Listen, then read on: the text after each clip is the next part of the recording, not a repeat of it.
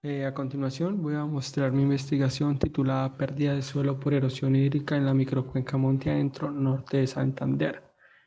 Eh, Autores que contribuyeron a esta investigación: Neider Miguel Acevedo Aparicio, Ivonne Janet Valenzuela y quienes habla Giovanni Andrés Correa de Rincón. Como introducción, bien parte de todos nosotros sabemos que la erosión hídrica es un proceso de degradación natural que sufre el suelo debido a los factores topográficos, climáticos, antrópicos, influyendo también los usos y coberturas vegetales que posee el suelo, lo cual aumentará o minimizará la erosión. Dicha problemática no solo trae consigo problemas ambientales, sino también socioeconómicos, poniendo en riesgo la seguridad y la soberanía alimentaria en una región. Por otro lado, Colombia no es ajena a esta problemática, ya que el 40% del suelo perteneciente al territorio nacional posee algún grado de erosión. De este porcentaje de suelo afectado, el 20% posee una degradación ligera, el 17% moderada, el 3% severa y con un solo 0,2% muy severa. Hay que destacar que la clase de erosión más relevante o más importante que se encuentra aquí es la erosión laminar. Y por otro lado, para el departamento norte de Santander, la erosión es moderada, ya que el 50% del territorio posee algún grado de erosión. Como objetivo general de dicha investigación tenemos que es estimar los procesos erosivos que posee la microcuenca aplicando la metodología USLE, que es la ecuación universal de pérdida de suelo, y con ayuda del software QGIS versión 3.16 a escala 1:25.000.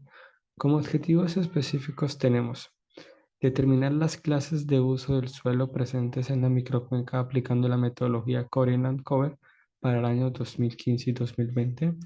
Identificar los impactos ambientales que ocasiona la pérdida de suelo de acuerdo a los resultados obtenidos en el procesamiento y modelación de datos correspondientes a los parámetros de la USLE en la microcuenca monte adentro e interpretar las implicaciones que acarrea la erosión entre los años 2015 y 2020 dentro del área de estudio mediante la ecuación USLE y proponer medidas de manejo que permitan prevenir y mitigar los impactos en la microcuenca de Monte Adentro, norte de Santander, Colombia.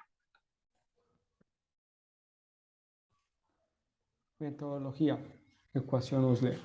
La metodología utilizada para estimar la pérdida de suelo se utilizó la metodología USLE, que es la ecuación universal de pérdida de suelo. Es una ecuación empírica.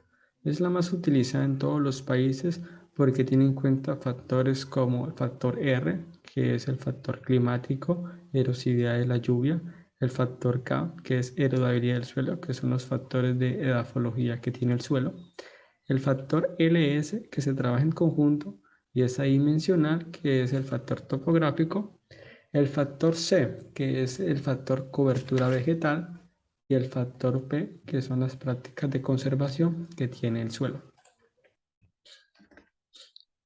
Área de estudio. En el área de estudio, la microcuenca Monte Adentro se encuentra ubicada en la parte alta del municipio de Pamplona, norte de Santander. Su principal fuente económica es la agricultura y la ganadería. La alta precipitación, pendientes mayores al 50% y la ausencia de prácticas de conservación hacen que esta microcuenca presente uno de los mayores procesos erosivos de la cuenca del río Pamplonita. En resultados y discusión, para determinar lo que es el factor R, que es la precipitación, se extrayeron datos del IDAN desde 1980 hasta el 2015 y 2020, ya que para realizar este tipo de mapas de precipitación se necesita al menos un compilado de 25 años. Las estaciones que se utilizaron fue Mutiscoa, Cácota y Elícer de Pamplona. Como podemos ver, para los años 2015 en la parte izquierda y 2020 en la parte derecha, se puede ver un incremento en la parte superior de la imagen, ya que el área azul aumentó debido a que el rango máximo de precipitación pasó de 7.283 milímetros de agua en el 2015 a 1.407 milímetros de agua en el 2020. lo cual quiere decir que aumentó un 1,70% con respecto al valor inicial. Esto también ocurrió con el mínimo valor, ya que para el año 2020 no se registraron precipitaciones menores e iguales a 4.000 milímetros de agua, debido a que la mínima precipitación en el área de estudio para este año fue de 4.007 milímetros de agua al año, para el 2020. Ya teniendo todos estos datos compilados en un mapa isoyetas, se procedió a hallar el factor R. El factor R se hizo mediante la ecuación del índice modificado de Fournier, ya que este presenta una alta correlación con R cuadrado con el índice original de la ecuación, propuesto por Wishmer-Smith. Y para este índice, Corini en 1993 estableció una clasificación con 5 categorías como se muestra en la figura. Si es menor al 60, muy baja, y si está entre 60 y 90, baja, y hasta mayor a 160, muy alta. Para este caso, se puede ver que la microcuenca posee un factor de R mayor a 160 megajoules milímetro por hectárea. ¿Esto qué quiere decir? Que debido a que las altas precipitaciones que presentan en la cuenca tienen una alta vulnerabilidad a sufrir procesos erosivos a causa de la lluvia.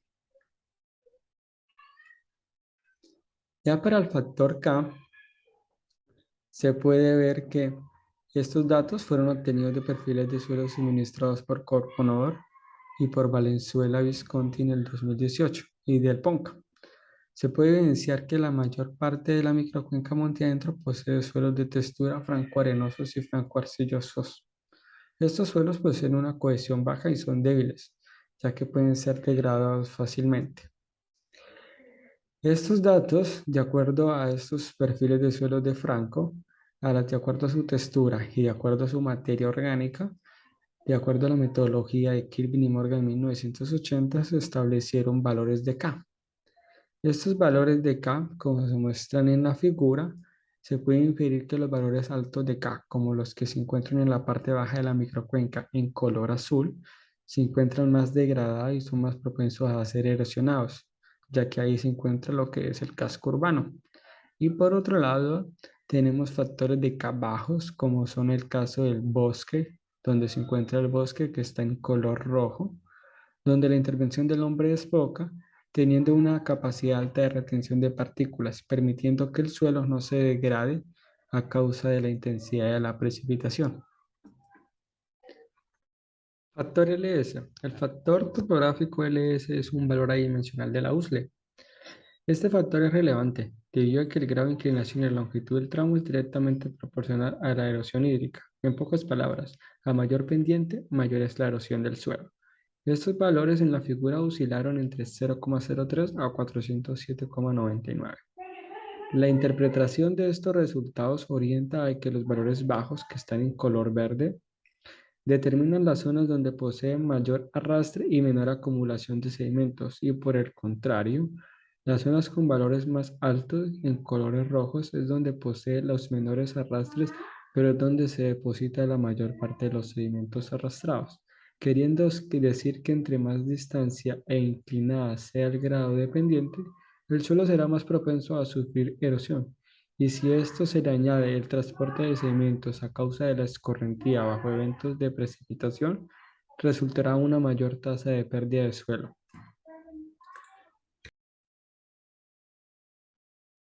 Continuando con los resultados y discusión, a continuación nos presentó lo del Coriolan Cover, lo cual es un insumo para el factor C y para el factor P.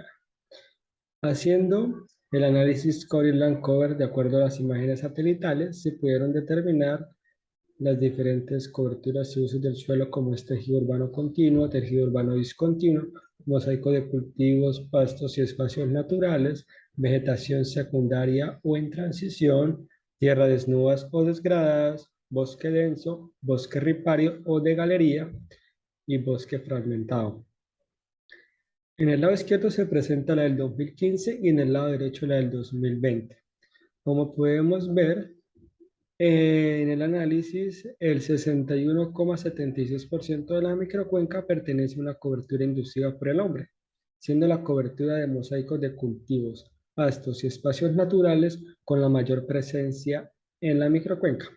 con 51,59%. Esta se mantuvo durante todos los 6 años, solamente aumentó 0,94 hectáreas durante este tiempo. Por otro lado, se puede ver que la mayor pérdida de bosque denso se debe a la fragmentación del bosque para prácticas agrícolas. Y también por otra parte se ve que la erosión, o sea, las tierras desnudas y degradadas aumentaron, provocando también pérdida de la parte del bosque denso. Durante los primeros 6 años se evidenció una pérdida de 15,47 hectáreas pertenecientes al bosque denso, de las cuales las que más aportaron en gran medida fueron 6,73 hectáreas por la erosión del suelo en la parte alta de la cuenca y 3,19 hectáreas por el aumento del bosque fragmentado, teniendo alta vulnerabilidad, ya que las tierras intervenidas que tienen ausencia de cobertura vegetal son frágiles a la degradación.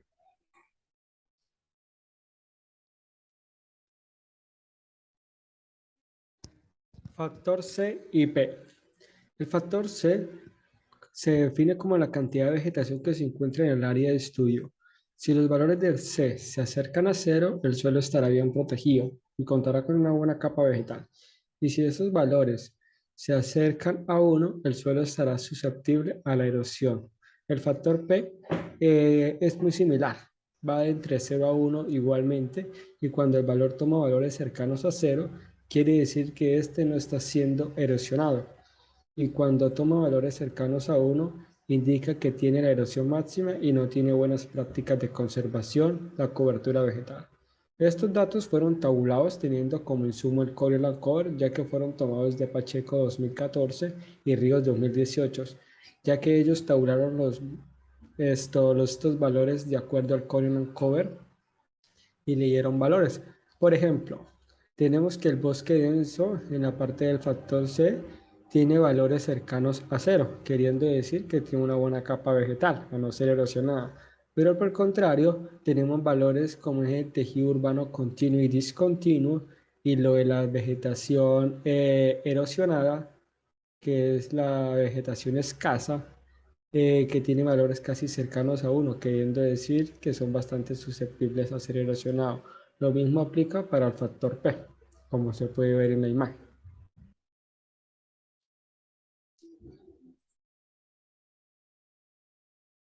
Ya teniendo todos los factores, lo que se va a hacer es una superposición de capas raster, se van a multiplicar, se multiplica lo que es el factor R, el factor K, el factor LS, el factor C y el factor P. Al multiplicar todas estas capas raster, teniendo en cuenta los valores ya tabulados correspondientemente, se determina lo que es el factor A, que es la erosión, como podemos ver en la imagen. El factor A. Como podemos ver, eh, hace una clasificación que está adaptada de Calero del 2017, que va desde muy ligera, ligera, moderada, severa y crítica. Como podemos ver en la figura 10, en la mayor parte del territorio tiene una erosión moderada y severa. Esto se encuentra principalmente en lo que son en los mosaicos de cultivos, pastos, espacios naturales y zonas degradadas, debido a la ausencia de prácticas de conservación agrícola y al alto grado de inclinación de la pendiente. Es por eso mismo que se debe esta erosión. Esto se debe también a que la microcuenca está ubicada en una zona tropical donde constantemente está bajo el uso agrícola y las altas producciones de sedimento, ocasionando así la erosión. Y esta constituye uno de los principales problemas ambientales de la zona. Por otro lado, se puede ver que el bosque denso y ripario influye de manera preventiva en la erosión, ya que allí se encuentra una categoría muy ligera y ligera. Entonces, eso argumenta que los bosques principalmente son inhibidores o previenen la erosión hídrica en las zonas de alta pendiente. Como podemos ver, prácticamente más del 50% del territorio, o sea, de la cuenca, posee algún grado de erosión, tanto ligera, moderada y severa.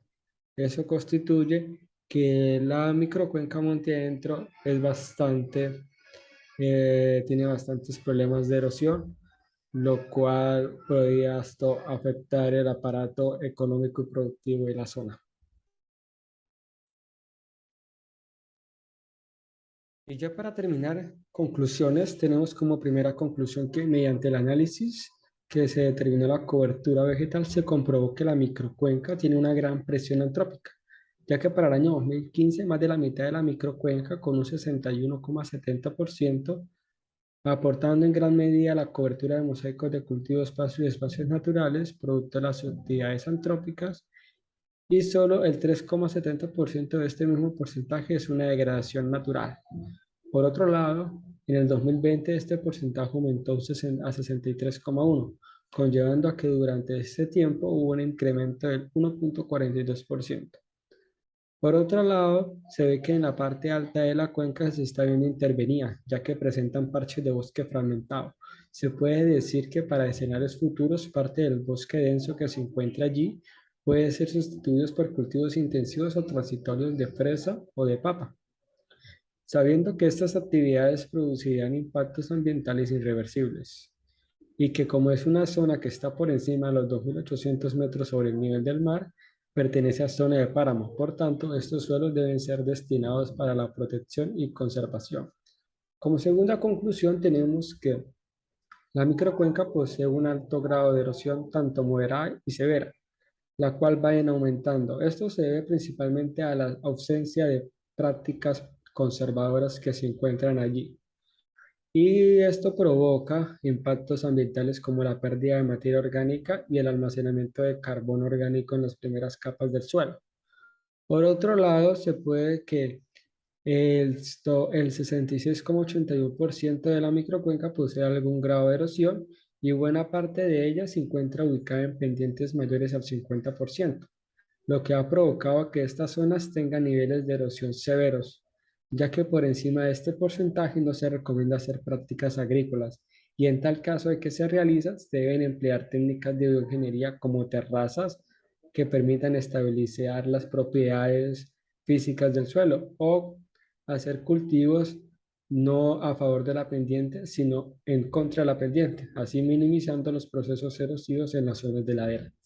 Y como última conclusión, tenemos que la erosión hídrica provoca que en la microcuenca exista una degradación del paisaje, ya que deja descubierto el suelo, provocando que la capa superficial desaparezca.